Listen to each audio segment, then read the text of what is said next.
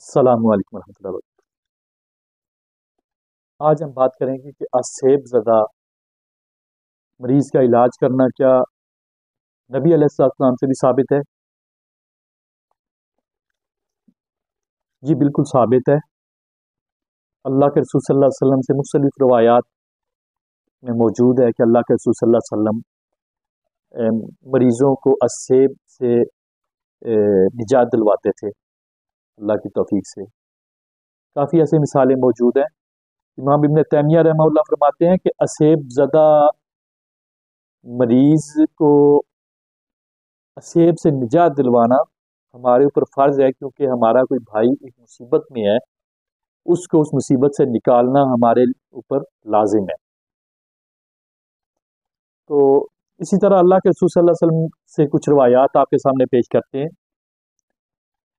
ایک روایت میں ایک صحابیہ رسول فرماتی ہیں کہ میرے دادا اپنے بھانجے کو یا اپنے بیٹے کو اللہ کے رسول صلی اللہ علیہ وسلم کے پاس لے کر گئے، جو کہ پاگل تھا، اور جا کر پیش کیا تو فرمایا کہ اللہ کے رسول یہ پاگل ہے، حواس باختہ ہے۔ تو اللہ کے رسول صلی اللہ علیہ وسلم نے اس کو اپنے قریب بلایا، اپنے قریب بٹھا کر تو اس کو رقیہ کیا، دم کیا، تو اسے ڈانٹا جن کو اور کہا نکل جا اللہ کے دشمن، اور یہ الفاظ 3 بار دہرائے۔ مختصر یہ کہ وہ مریض چلا گیا، اور کچھ عرصے بعد وہی صحابیہ رسول فرماتی ہیں کہ وہ بالکل نارمل ہو گیا، اور وہ عام لوگوں کی طرح ریئیکٹ کرنا شروع ہو گیا، اور وہ پاگل پن اس کا ختم ہو گیا۔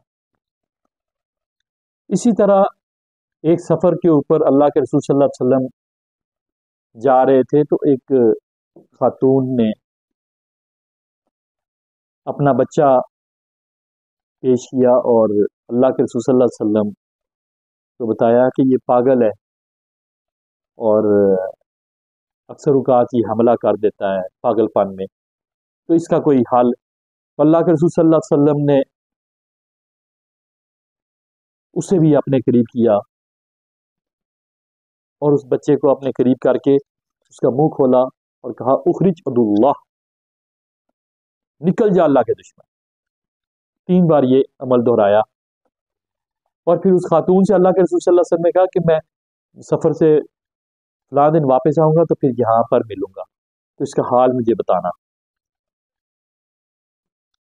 صحابی رسول فرماتے ہیں کہ جب ہم سفر سے واپس آئے تو اللہ کے رسول صلی اللہ علیہ وسلم کے پاس وہ خاتون پیش ہوئی، اور ساتھ 3 بکریاں لائی، ہدیاتاً تحفاتاً، خوش ہو کر کے میرا بچہ صحت یاب ہو گیا۔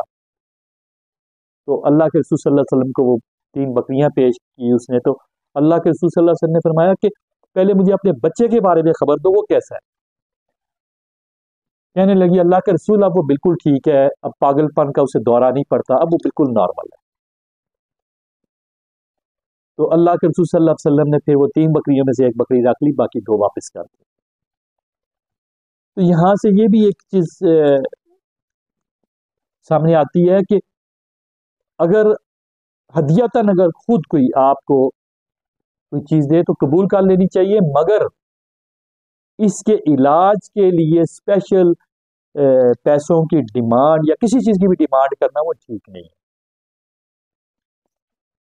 تو اسی طرح یہ تو اللہ کے رسول صلی اللہ علیہ وسلم سے میں نے 1-2 مثالیں آپ کے سامنے رکھی، اس کے بعد سلف صالحین سے بھی کافی چیزیں ثابت ہیں، لیکن ایک بات بہت ضروری ہے، اسیب زدہ کا علاج کرنے والا جو معالج ہے اس کے عقائد و نظریات توحید والے ہونے چاہیے، اس کا بلیف قرآن و سنت کے اوپر بڑا مضبوط ہونا چاہیے، پھر وہ علاج بھی کر سکتا ہے اور اللہ رب العزت اس کو کامیابی بھی دے گا۔ اگر ایسا نہ ہو تو بڑے بڑے طاقتور جن ہوتے ہیں جو کہ عاملین کو شدید نقصان پہنچا جاتے ہیں. تو اس لیے عامل کا توحید پہ کاربند ہونا، اللہ کے رسول صلی اللہ علیہ وسلم کی سنت پہ کاربند ہونا بہت ضروری ہے.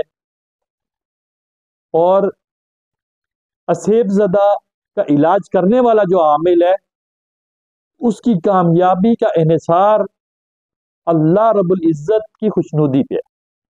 اس لیے اس کو تقوی اختیار کرنا بھی بہت ضروری ہے. اگر ان میں سے کسی چیز میں بھی اگر کمی ہوگی تو نتیجہ یہ ہوگا کہ آپ کے سامنے آنے والا اسیب آپ کے لیے بہت مصیبت کھڑی کر سکتا ہے، کیونکہ اللہ نے اس کو ایک خاص طاقت دی ہوئی ہے، آپ کو آزمائش میں ڈال سکتا ہے. اس کی بڑی مثالیں ہمارے سامنے ہوتی ہیں. ایک شخص کو میرے پاس لایا گیا.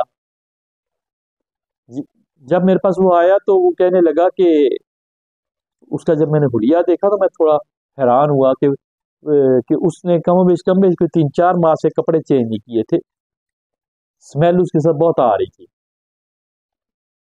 تو جس بندے نے میرے پاس اس کو بھجوایا تھا تو اس کا کہنا تھا کہ یہ بہت بڑا تاجر ہے. تو میرے ذہن میں یہی تھا. تو جب اس کا میں نے حلیہ دیکھا تو میں بڑا حیران تھا کہ اس کی کنڈیشن دیکھ کر. مختصر یہ کہ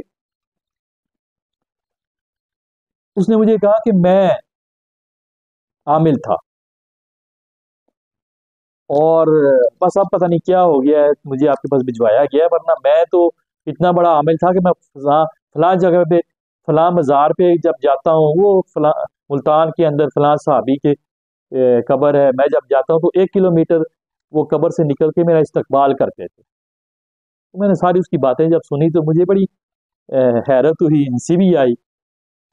مختصر یہ کہ میں نے اس پہ جب رقیہ سٹارٹ کیا تو اس پہ جن حاضر ہو گیا. جن نے پھر ساری رداد مجھے سنا دی کہ یہ عامل ایسے بنا ہے کہ یہ کاروباری آدمی تھا، اس نے اپنا پلازا بنایا، وہاں لیڈیز گارمنٹس کا کام کیا. تو کسی نے اس کو مشورہ دیا کہ بسم اللہ کا دم کرتے رہا کرو، تو یہ ہر ایک عورت کو پکڑے اور بسم اللہ کا دم کر دیتا تھا. کہتا مجھے جادوگر نے خاتون کے اوپر بھیجا ہوا تھا. جب اس نے اس کو کیا تو مجھے غصہ آ گیا کہ اس کی اوقات کیا ہے اور یہ مجھے بھگانے کی کوشش کر رہا ہے. میں ادھر آ گیا، عورت کو چھوڑ دیا، اس کو میں نے پکڑ لیا. اب اس کی حالت یہ ہے کہ اس کا ہر چیز بک گئی ہے. اب یہ صبح ناشتے کے لیے پیسے اپنے کسی رشتے دار سے اس نے صرف 50 روپیہ مانگا، اس نے وہ بھی نہیں دیے. اس حالت میں یہ آ چکا ہے. تو لہٰذا اگر تو آپ کے اندر وہ خصوصیات توحید کی اور تقوی کی نہیں ہے تو پھر کبھی بھی اس معاملے میں نہیں آنا چاہیے. انشاءاللہ تعالی مزید تفصیلی گفتگو نیکسٹ کریں گے. السلام علیکم ورحمۃ اللہ.